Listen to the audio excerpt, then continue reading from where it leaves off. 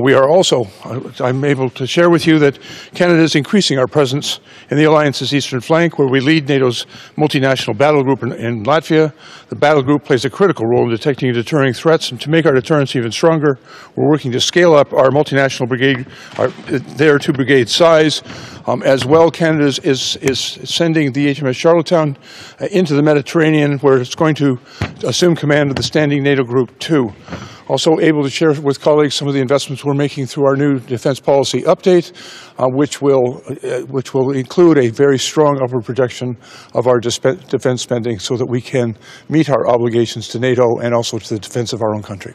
I'll take any questions you may have. You mentioned that Canada is increasing its defense spending. Can you elaborate? Yeah, actually, we just recently reintroduced our defense spending. There's a number of very significant investments I have to make for the defense of our continent and my own country. We are investing, for example, quite significantly in the high Arctic and building new capabilities there, new maritime sensors. But there's additional work that's been identified in that document. The document itself, in our most recent budget, shows a very strong upward projection of defense spending. And in fact, my defense spending budget will increase by 27% next year over this year.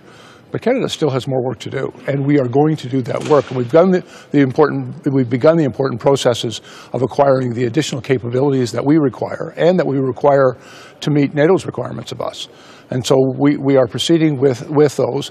I believe it brings us inevitably to over 2% of defense spending, but I've got some work to do in order to be able to articulate that both to my own country and to our allies. Comes to defending the NATO eastern flank from air attacks, and NATO has major gaps. How do you want to solve these problems? Well, that's part of the important work that we'll be doing today. The Supreme Allied Commander for Europe will be taking us through some of the requirements that will have to be provided in order to meet and close those gaps.